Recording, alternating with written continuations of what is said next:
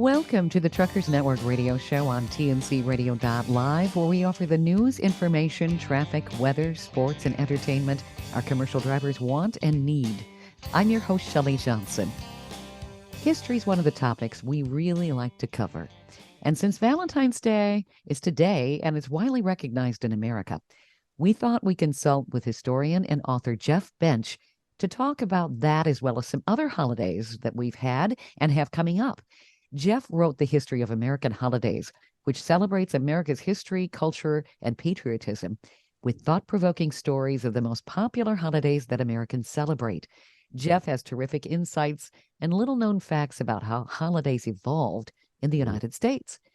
It's a definite must-read, and Jeff is just fascinating to talk to. Welcome, Jeff. Thank you for being back on the show. Well, thank you, Shelley. It's always wonderful to be here, and I appreciate it. So looking Yes. forward to today's topics too, because like you said, a holiday that just recently passed, MLK Day and Valentine's Day and upcoming President's Day, actually Washington's birthday. Yes. All really fun to talk about. Martin Luther King Day. That's definitely one that we want to talk about. Now, when was that? I would assume most people know when that was, but if we could talk a little bit about that as well as how it all evolved.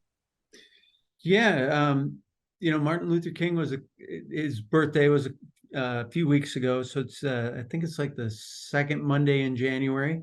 Okay. And he was actually born on January 15th, 1929 in Atlanta, Georgia. And the holiday does celebrate him as a person. He was just remarkable, all the things he did, and he really helped change America in a good way. So I always kind of start off with what he did and who he was, and then how his holiday came to be is actually a nice little lesson on how something gets to become a holiday. But he was most people don't know, he was a gifted student. He was, a child genius. He skipped the 9th and the 12th grades. Oh, And wow. he graduated from high school at the age of 15, actually, and started college. And That then isn't, I did not know that. Wow. yeah, and he moved forward through college in 4 years. Graduated from Morehouse College in Atlanta at age 19, and then he went to a theological seminary, Crozer. I'm not familiar with it, but the theological seminary. It was near Philadelphia, and graduated from there in 1951, which is age about 22, and then he got a PhD in theology from Boston University, which is a big time university. I always remember because the home of Doug Flutie, a quarterback back in the day, and Yeah. even Matt Ryan, I guess he was with the Indianapolis Colts this past year, but he Super Bowl quarterback when he was at the Atlanta Falcons. He's from Boston University, and so is Martin Luther King. He graduated from there in 1955 with his PhD at age 26. That's And amazing. yeah.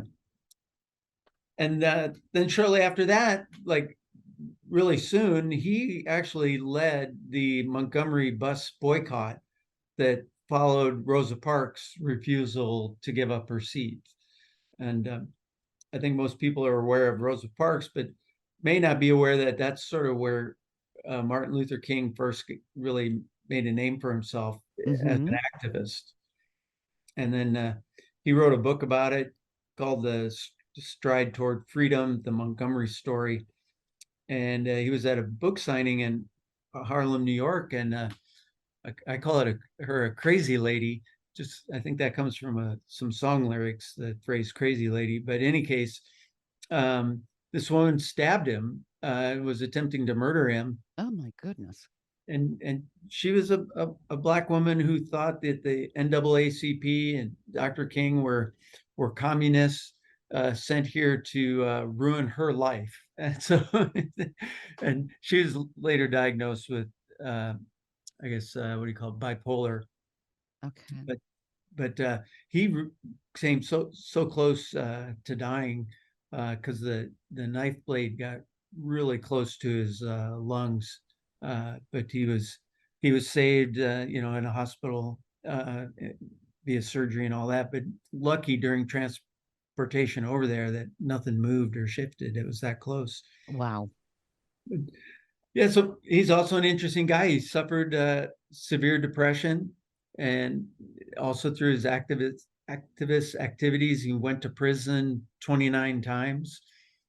And so he went from the depths of prison to the heights of speaking in front of hundreds of thousands of people over his career. Mm-hmm. Uh, he was inspired by Mahatma Gandhi, the whole nonviolent activist approach to his, you know, wanting to make change.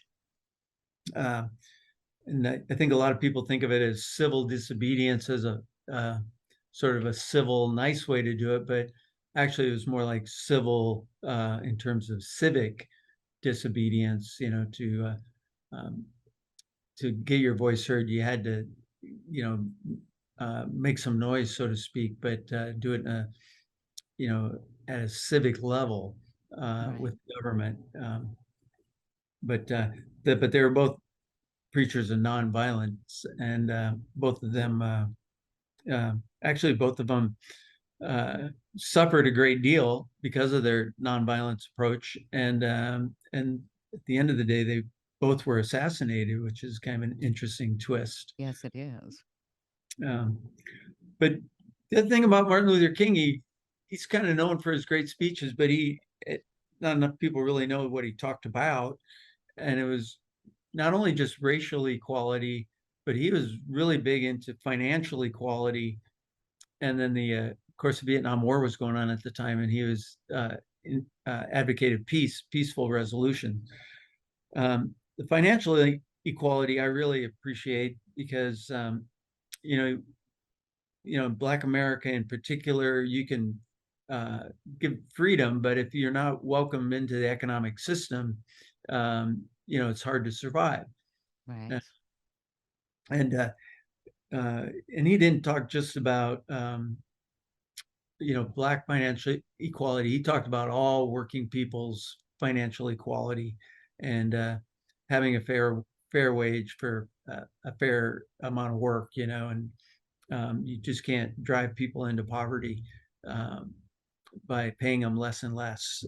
And so he really had a lot of insight into that whole aspect of society, as how the wealth distribution is so important. Um, so then he's most known probably for his March on Washington in Yes. 1963. Delivered the "I Have a Dream" speech. He won the Nobel Peace Prize in 1964. He was instrumental in the Civil Rights Act of 1964, and he was also instrumental in the Voting Rights Act of 1965. And then in 1965, he delivered uh, his famous speech, "How Long, Not Long," and that was during the march from Selma to Montgomery. And then he, like I mentioned, he was assassinated on April 4th, 1968, at the age of 39. Yeah, I was going to say this is all before the age of 40. Wow. Yeah, yeah, yeah. Like I say, he rose quickly, and then sadly, it all ended quickly. And the guy who assassinated him was James Earl Ray. You Mm-hmm. know, just a kind of a longtime criminal. And there are lots of conspiracy theories surrounding his death, but all of them have been pretty much debunked by authorities. But still, a lot of people have gone to great lengths to prove their own theories. But it was pretty much just a random guy who, uh, you know, committed this, made the assassination. It wasn't, Mm-hmm. Yeah, tragic. yeah. You know what I find interesting? He went to college at 15, graduated in 4 years. He was definitely driven and disciplined. A lot of 15-year-olds wouldn't necessarily be able to have that kind of dedication because they're of their youth. And to have his PhD by what, the age of 26, that's amazing. That is, and I never thought of it that way. I think of 15, I always think of being too young to be thrown in with the mature, well, mature and yet immature college age Oh, kids. yeah. Yeah, I mean, there is a huge difference just by a couple years. It really is amazing in adolescence, yeah.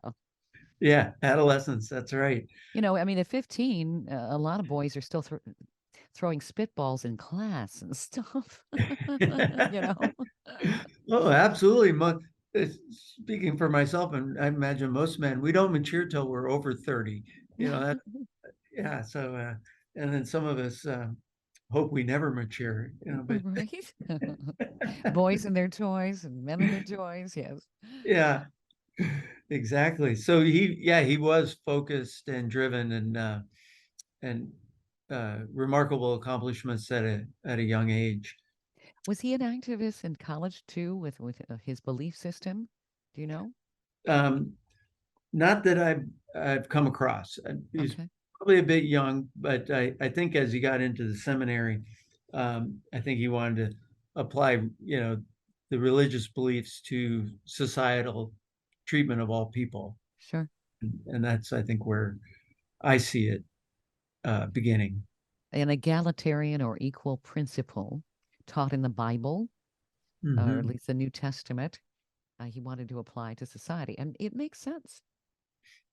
Hmm. Yeah, it does, and it's amazing. A lot of leaders will preach, the religious beliefs, but putting them into practice in terms of, how you pay people, how you treat people, how you make laws about different things, you wonder.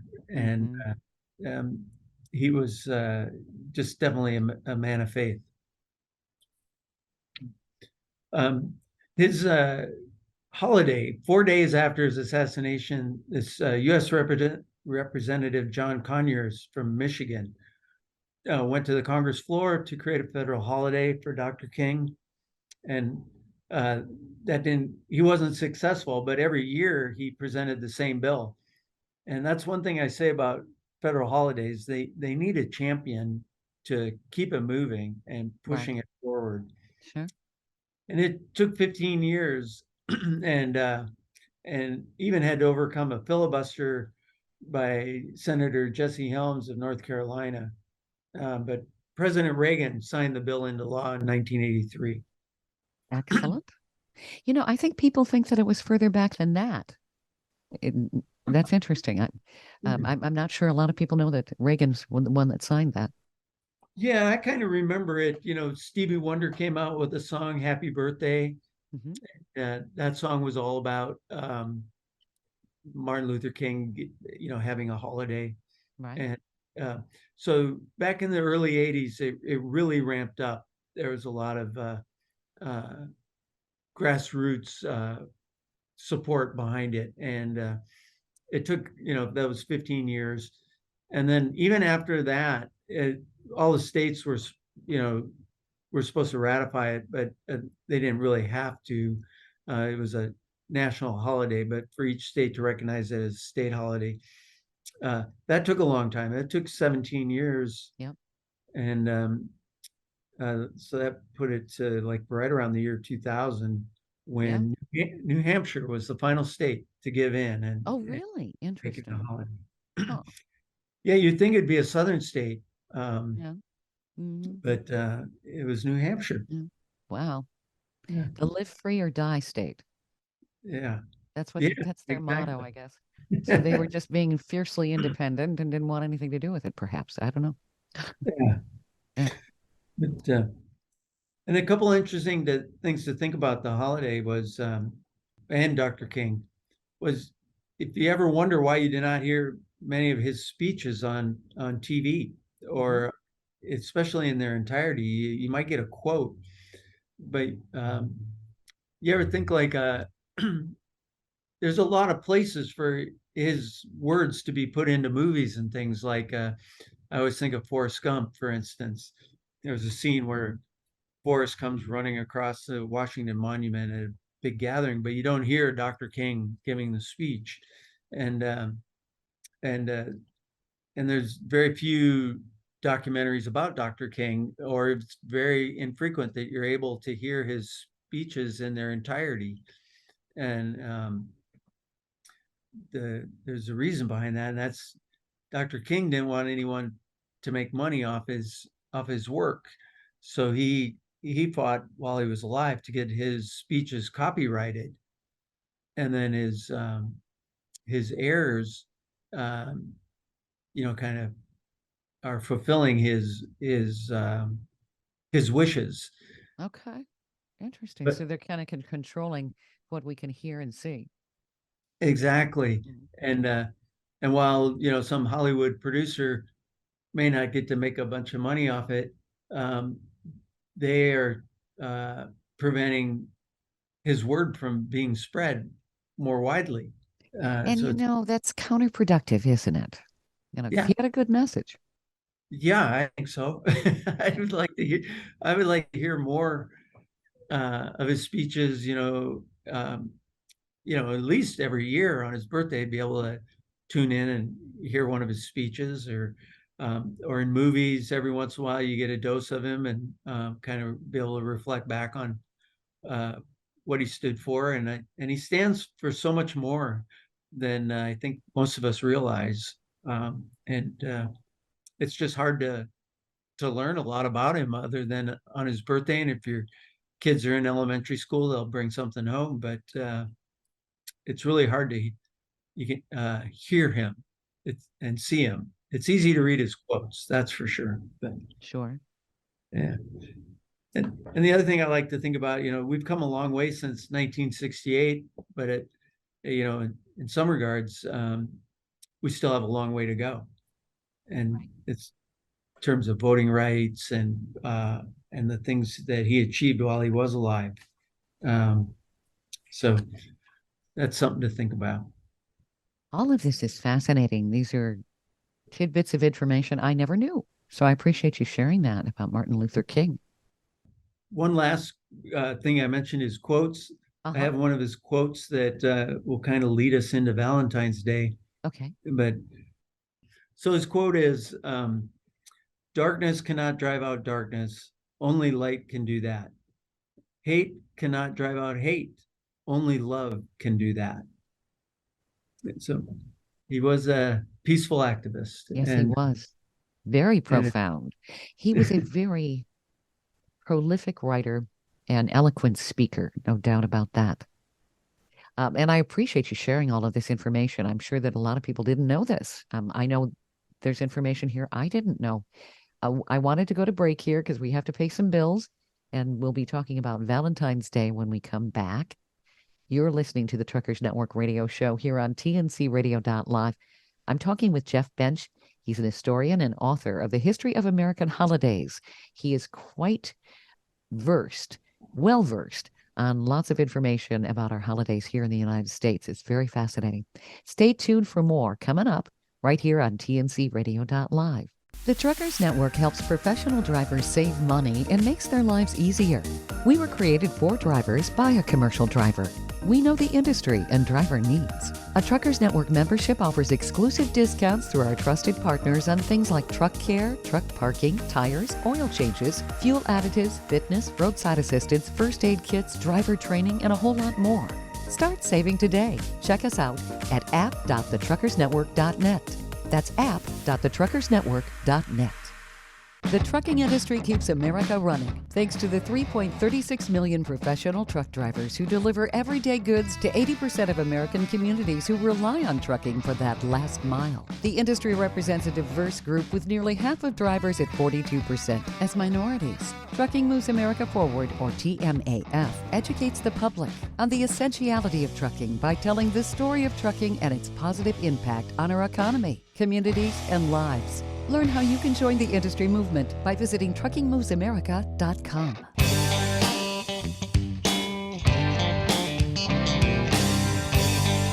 Welcome back to the Truckers Network radio show on TNCRadio.live.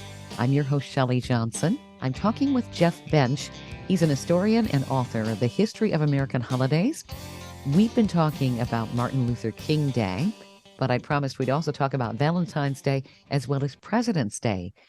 Valentine's Day, of course, it's appropriate because today is Valentine's Day. What is the history, Jeff, of that holiday? Yes, Shelley. The history dates way back to uh, even into ancient Rome, where the priests would sacrifice goats to the god of fertility, and then they would take the skin of the goats, and if you were happened to be touched by the skin, it would increase your fertility. So the young women would come and get in line to be touched by the goat skin to enhance their fertility. And, Hmm. and Interesting. those kind of traditions, went on, and then in the actual Valentine event became more based on the Christian martyrs named Valentine.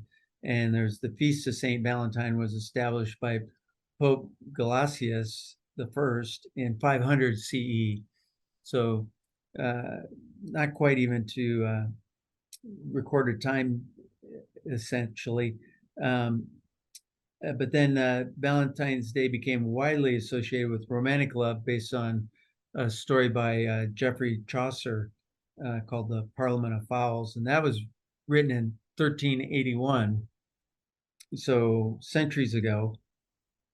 And then the Valentine's Day cards date back to 1415 when Charles, Duke of Orleans, who was a soldier of the French army, got captured by the Britons, and he was held up as prisoner in the Tower of London for like 20 years. And he wrote love notes to his loved ones, and that that those were the first sort of known Valentine Day cards. And then Valentine's Day has had its ups and downs with various religious leaders preaching against it, but love cannot be stopped, and it continues. And the first kind of Valentine Day cards that we know of were the first mass produced in 1847 uh, in the United States by Esther Howland, whose father operated a printing press in Massachusetts, and she came up with the idea of creating Valentine's Day cards. So, I and knew about that. I knew that was fairly recent, actually. yeah, yeah. So it's a kind of a short history for Valentine's Day. Um, It's more than just a Hallmark holiday. I've know it. I've heard it referred to as that.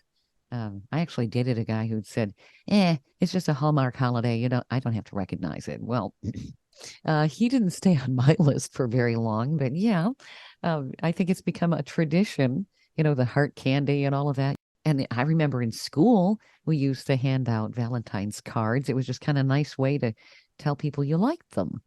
yeah, that's right. I remember doing that. You'd have to give every other kid in the class a card, and then you got the similar collection back. And it is a nice little tradition, and it wasn't invented by Hallmark. It started long before Hallmark. But I they, wish I'd known the trivia about Rome. I could have said, no, it dates back to the Roman Empire. yeah, exactly. Oh. And um, and the gift giving dates way back, and um, chocolate has always been part of it, as well as flowers. And today, we're spending like $20 billion as a country each year on Valentine's Day. It is huge. Well, flowers are typically, I think that is the most expensive time you can buy flowers from a florist, especially long-stemmed red roses. Yeah, and for I have this little thing I do on gift challenged people. Like I call it gift giving challenged, because Hmm. sometimes I give bad gifts, and sometimes you don't know what to get. It's kind of difficult. And flowers, I classify those as pretty close to 100% success rate. Oh, yeah. You can't regift them because they wilt. Yeah, And and who doesn't like flowers? Unless somebody's seriously allergic to them. right. Um, and this is just kind of coming to me as I got a little older. Like I used to be like, oh, I don't want to do flowers on Valentine's Day because it's the middle of winter, and so I tend to do chocolate. But flowers are, just some of the most beautiful things in the world is a flower. Yes. Hmm. people have been marveling over them for centuries. Um, and and then I was remembering myself as a college student. When I was in college, I did a lot of backpacking in the mountains and stuff, and you'd come across wildflowers, and I always took pictures of them. That was so cool that hey, they can grow somewhere outside of a florist shop, Oh and yeah, yeah. so they're very beautiful, and uh, they have they work. They have the desired effect. People like them. And when you think about it, when you talk about the Roman history, that it was basically a day of fertility, flowers are part of fertility because that's what creates more of the plant. Yeah, I Oh, mean, that's right. they have a utilitarian purpose in nature. They aren't just pretty, and they're pretty actually to attract the bees who continue the fertilization process. That's so true. I never Mhm. thought of it. It has the whole birds and the bees kind Yeah, of associated with it. yeah. Oh, very good point. Yeah, I like that. Yeah, so the other gifts, like I joke around, you can do chocolate, but don't do leftover Christmas chocolate. And if it's in a box and they open it That shaped would be like kind a of banana, crunchy, wouldn't it? Or dried out. it might be dried out. Yeah, it wouldn't have the creaminess that good chocolate has. Yeah. So chocolate's okay, but don't do leftover chocolate. And same with practical gifts, like the vacuum cleaner or the snowblower. Mm. Those those gifts don't work at all on Valentine's Day. Here, And then honey, here's a Hoover. Yeah, nah. It's got a big bow on it. Well, that's nice. Yeah. yeah, exactly. Hmm. And then all of us try to do the specialty gifts where you think this would like the shirt you think would look good on the person or whatever, something you see you think they would like, those maybe 50-50 success rate, and all I can say with those is just save the receipt, because it could be getting returned. Mm-hmm. And then the other thing that's kind of the secret I have is, the surefire gift is the handwritten note card. And if you write a message to your special person, um, it's almost always going to work. And in the book, I have a few quotes to help you get started at your handwritten message. But if it comes from the heart, it'll touch the heart, and guaranteed to work. So, Absolutely. I'm looking here. I was trying to see if there were some worse gifts for Valentine's Day. And of course, this is something I suppose if somebody had not purchased anything and they kind of want to save face, then they can go to the store and figure out something that they can give their loved one for Valentine's Day. Here's a weird gift that's listed. Give your loved one a cooking class? Huh. Oh, I don't know if that's I'm looking at a website here, like worst. You give somebody a cooking class, isn't that kind of telling somebody, gee, your food sucks or something? yeah, you gotta be careful. You gotta make sure that it's cooking class for two, so you go with them, and you learn to cook. Yeah, good idea. Yeah, include yourself on that one, or you could be in some serious trouble. Here's another strange one. A weed whacker? Who'd do that? Yeah, that's not good. Oh, good grief. All right. Here, honey, you're gonna have fun in the spring. Yeah, the I was kind of I guess it validated when there's this movie called Green Book about a guy who escorts another guy through the South, and it was set in the early '60s, I think, and the escort and the bodyguard type guy was a white guy, and the person he was driving around was a black guy who could play the piano, and he was very sophisticated. So it was a role reversal as they drove through the segregated South. They're partially segregated, uh, and I guess it was pretty segregated in the movie. And they kept a green book. And anyway, one of the subplots was that the bodyguard guy would write notes, letters back to his wife, and then they'd show her opening them and how much joy she got. by reading his letters. And then the letters got better and better because the black guy was helping him out, started writing better and better letters. And but the wife was just happy to receive anything. Sure. And but as they got better and better, they kind of warmed her heart even more and more. And so it just kind of indicated this whole notion of the handwritten note card can be your best bet on a good gift. Absolutely. And I think people may be taken aback. It's like, honey, I didn't know you felt that way. You know? Yes, exactly. Uh-huh. Yeah. Um, I wanted to do a little more sleuthing here because I know that there have been some really goofy gifts people have given for Valentine's Day. And of course, it's always something to chuckle about. This one's actually, I found some on tinybeans.com. Roses for somebody else. Oops. A dozen roses with a heartfelt love note signed with somebody else's name. That probably wouldn't go over, would it? Yeah, that's probably that regifting thing catching up with you. Yeah. And it's also kind of telling somebody, gee, they've got somebody else on the side. It could be that bad as well. Oops. I guess somebody gave somebody a garbage can for Valentine's Day. That practical gift. No, that probably would not be something you want to do. Let's see what. Oh, a breakup email. Somebody did that. Don't want to do that. And somebody else I'm seeing here gave their loved one a toilet seat. Oh.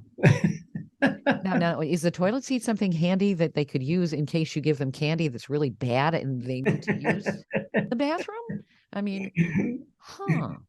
Yeah. Ooh, and then we have jumper cables here. The worst gifts that have been given for Valentine's Day. An oversized tank top. Mm. So that's either wishful thinking or an insult. Yeah. Oversized clothing can be rough because it implies, did you think I was this fat? You know, why are you giving me something this big? Exactly. And I guess somebody else gave a tongue scraper, a dental hygiene Oh, tongue scraper. So you're basically telling the person, honey, I love you, but your breath is really yeah. awful. Maybe do that on a different day besides Valentine's Day. Uh-huh. Yeah, I think you're right, though. Flowers you can't go wrong with because who doesn't like flowers? I mean, I've given guys flowers. Yeah. Guys don't mind. No, no. Yeah, they don't mind, and if they last a week or so, they think it's they got a good deal out of it, you know. And it's the kind of thing. Me personally, I don't like spending the time to make my environment look pretty, but I like it when it does. You know, so if someone buys me something to hang on the wall or a flower to put on the counter for a while or the table, Yeah, I really like it, but it's not something I do for myself. sure. And that's really what it's all about. You get something that somebody's not going to do for themselves. They like flowers, but they don't always buy them. And it's nice to have. And, Yeah. I don't see why silk flowers wouldn't work too, because then you can always remember the person because they don't wilt. Yeah, that is, and then you can put them in different places at different times. That's right. I was scanning down this list of the worst Valentine's gifts ever. Some guy gave his loved one an empty box of chocolates. Oh, back to that Christmas thing. But he said he bought it that way. Are Huh. you buying it empty? Oh no. Yeah. Well, I'm not sure I believe that. It's like, can't you tell it? It's a lot lighter than it should be. Yeah. It sounds to me like maybe he bought the box of chocolates and ate the chocolates. And then said he was surprised when it was empty. Yeah. I can just hear it. Gee, honey, I have no idea what happened here. When I bought it, it was full. I would say that that'd be kind of a deal breaker. Yeah, it better be already plastic wrapped or otherwise he's caught red-handed. Yes. It's a Mhm. little bit like Lucy pulling the ball out from Charlie Brown. You know, you're all excited for the chocolate and then it's not there. That's right. That's right. I like that analogy. That works for me. We have to go to break here. I know that you wanted to talk about President's Day, and we've got a lot to talk about with that because that's got quite the history. You're listening to the Truckers Network radio show here on tncradio.live.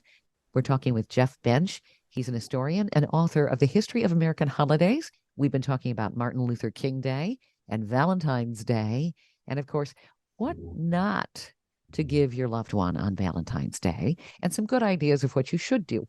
We're going to be talking about President's Day when we come back, so stay tuned right here on tncradio.live.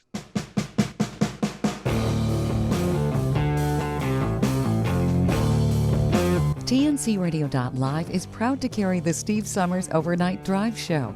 TNCRadio.live is dedicated to commercial drivers. We offer the news, traffic, and weather you need, and the entertainment, sports, talk, music, and celebrity interviews you want to hear 24/7.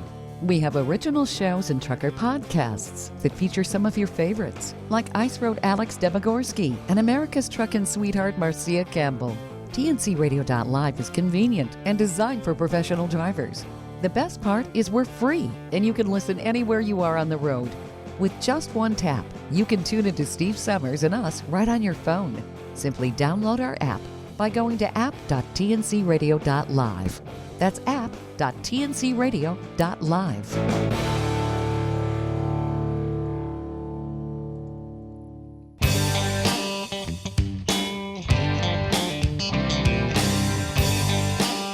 Welcome back to the Truckers Network radio show on tncradio.live. I'm Shelley Johnson, and I'm talking with Jeff Bench. He's an historian and author of The History of American Holidays.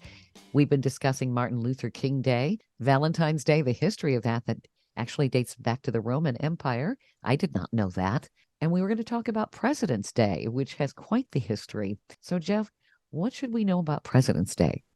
Yeah, well, President's Day, one thing I like to observe is it brings us to the end of the holiday season. So in my world, the holiday season starts with Halloween at the end of October.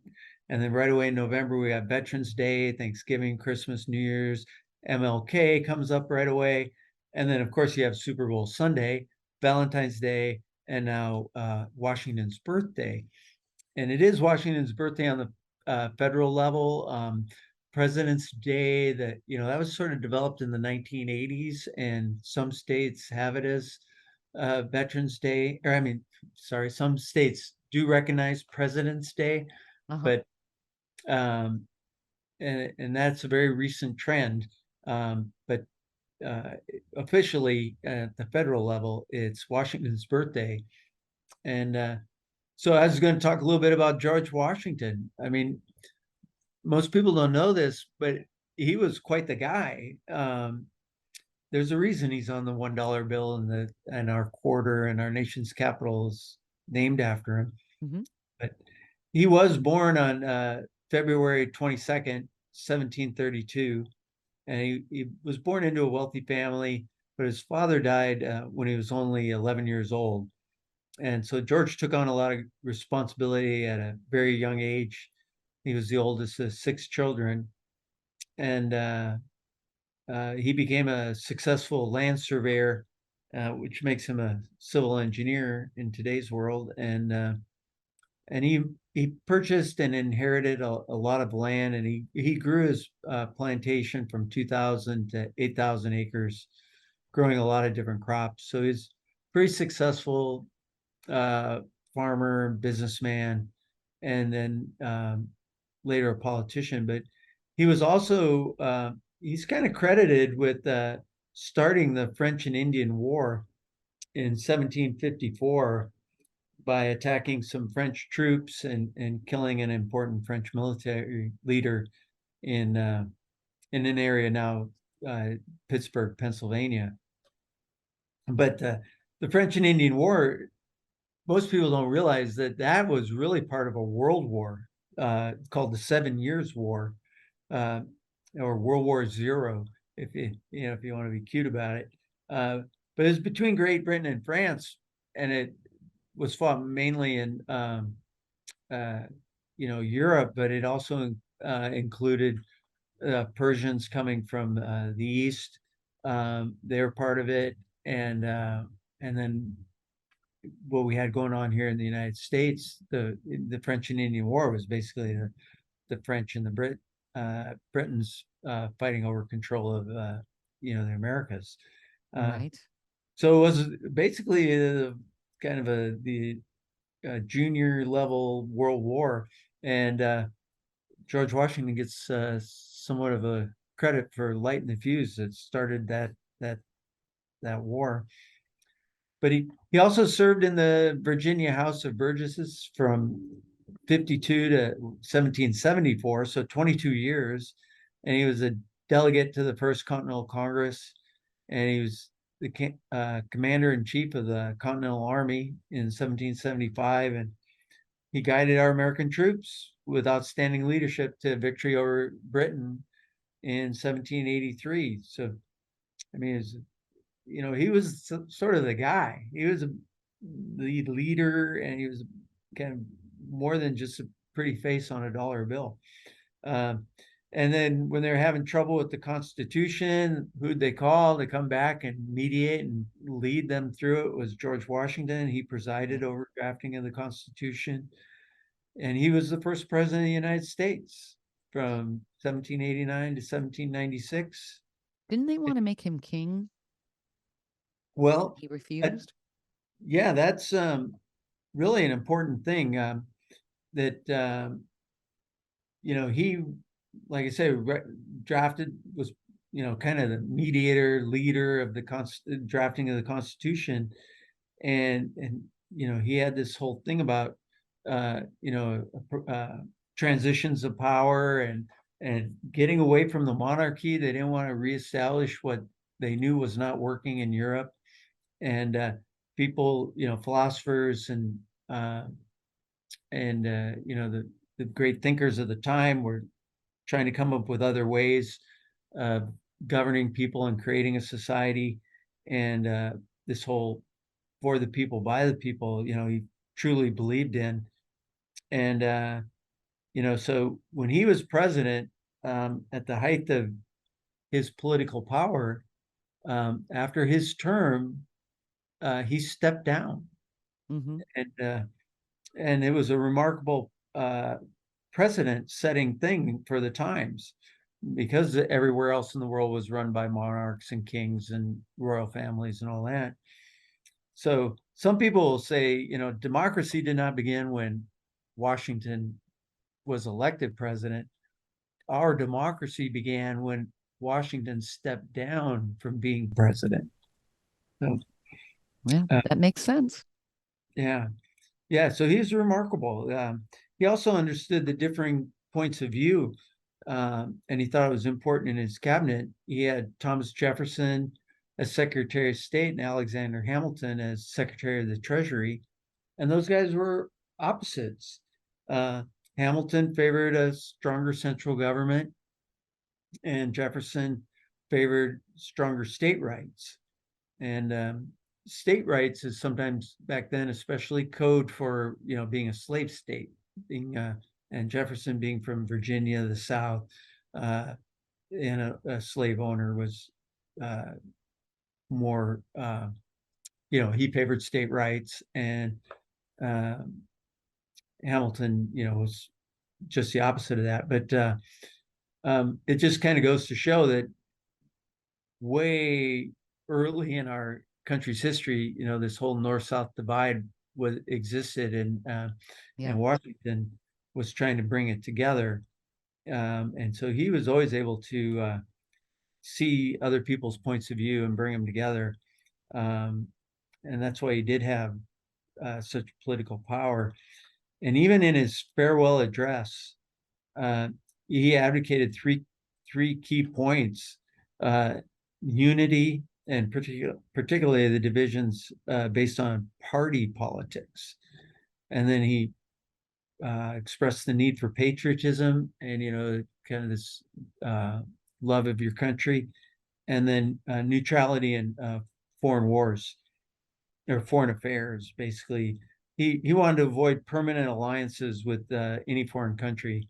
Um, and not all these things hold true today, but um, during the Civil War in 1862, the United States government started reading his farewell address out loud, uh, every year, and they do it on his birthday. And so that tradition still is true today, in that at the U.S. Senate, on the Senate floor, a senator will read George Washington's farewell address every year. Interesting. I don't On think everybody knows that either. Yeah, and you can look it up, and you can see what senator read it in what year. You can kind of go back, and usually they're people you've never heard of, unless they're from your state. Sure. Right. But it is kind of remarkable, and I wonder if any of those other senators are really listening to what George had to say. Wouldn't that Uh, be nice if they did? A politician that listens. That's a concept right there. I'm yeah, being naughty. well, I'm going to come back to that. But anyway, you'll see. But um, but he did. George recognized party spirit. You know, I have a quote of him out of that, and it was like, I'll just read it. Party spirit serves always to distract the public councils and enfeeble the public administration. It agitates the community with ill-founded jealousies and false alarms, kindles the animosity of one part against another, foments occasional riot and insurrection. It opens the door to foreign influence and corruption, which finds a facilitated access to the government itself through the channels of party passions.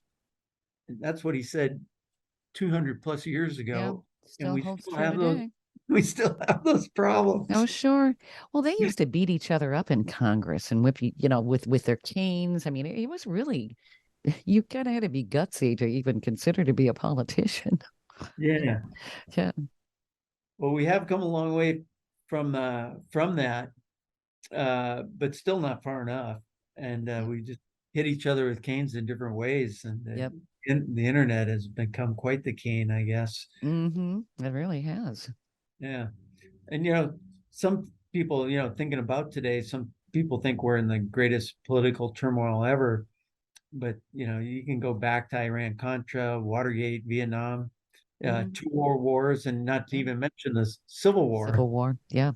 Yep. So it's kind of like some things never change. But one thing as I took a tangent on this, to kind of illuminate this, you can look back to the year 1900. This guy, L. Frank Baum, wrote and published his book, The Wonderful Wizard of Oz, and Mm-hmm. obviously been made into a movie. Mm-hmm. But the book sort of satirizes our political system Yep. and applauds the strength of the average American, because Dorothy is the average American values, and she's just looking to find her way home, and she's got to follow the yellow brick road, which is money. Right. And she meets the scarecrow, the American farmers and laborers who are trying to get help, and then the Tin Man represents industrial workers, rusted factories, and shut down uh, employment centers. And then we have the Cowardly Lion, who is our Congress and politicians with lots of talk and little action. And then the Wicked Witch of the West is the untamed Western frontier at that time, as people were moving west. And the winged monkeys were Native Americans, and Emerald City, of course, Washington, D.C. Yeah. And then the Wizard of Oz are the president, a benevolent leader, but generally a selfish fraud. So, Interesting. Well, I would say that comparison and that analogy still works today. Quite clever. And I don't think most people, when they watch that movie, even know that that's what he was doing. But it was very creative. yeah, yeah, and Yeah.